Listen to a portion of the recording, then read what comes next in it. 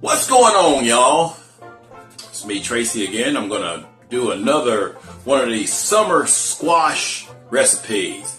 You might as well call this the summer squash experiment. I got a whole bunch of squash and I'm trying some new stuff with them.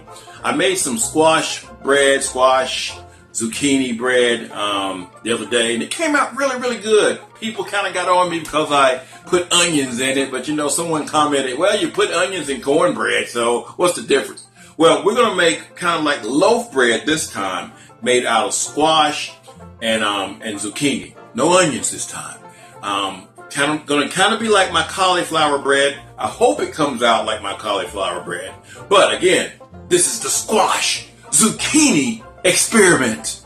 Okay, we've got about 4 cups of grated squash and zucchini.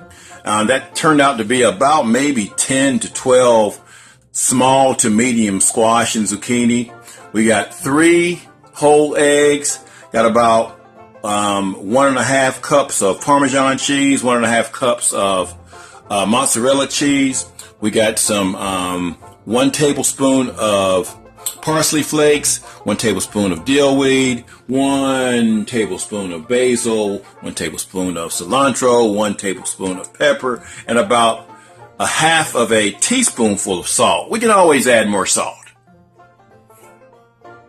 Okay, now before I get started, I want to let you know that I've already mashed the fluid out of this. You know, squash and zucchini, they have a whole lot of water in them, so they have a whole lot of fluid. So I've mashed the majority of it out of there, and so that's why it looked kind of mashed down. So what we're going to do, we're going to add all of our dry ingredients in.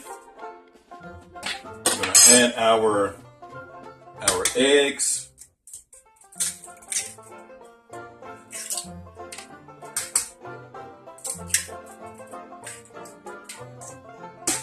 Let's make sure we're getting a good view of that. Yeah, we are.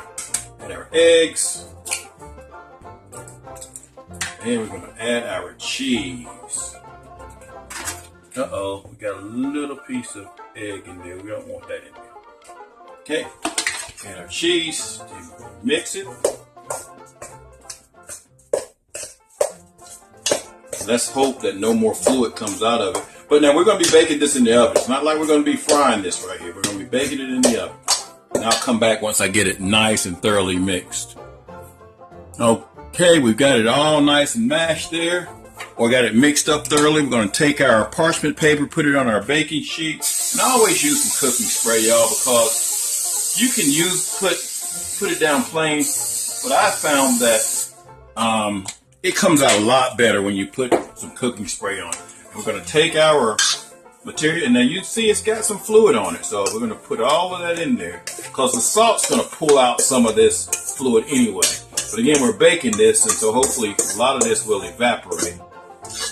And again, just kind of follow with me here. You saw how I did my cauliflower. It's about the same way here. Again, we're just going to take it and mash it all the way over to the sides here. And we're not going to bore you with everything. We'll come back once it's all the way mashed to the sides. Okay. We got it all nice and mashed right there. Now we're going to transfer this to a preheated oven of 400 degrees, and we're going to cook it for about 40 minutes. Now I'm hoping that the cheese and the eggs will keep everything together. I don't know. Squash is a little bit different than cauliflower, but we're going to see. Okay, let's put it in the oven here. Let's keep our fingers crossed. It's going to come out good. I know it is.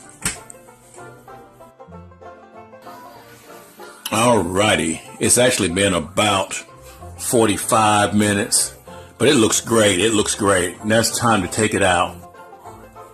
Alright, we're going to take this thing out, and I want you guys to see this. I'm going to try to show you the whole thing. I'm taking it out of the oven here. Okay, sit it here on a towel or something, and see how that thing is pretty much intact. And what I do is I take another piece of parchment paper. I take something flat. Now you can take a pan. I just usually use the little plastic cutting board. Take that,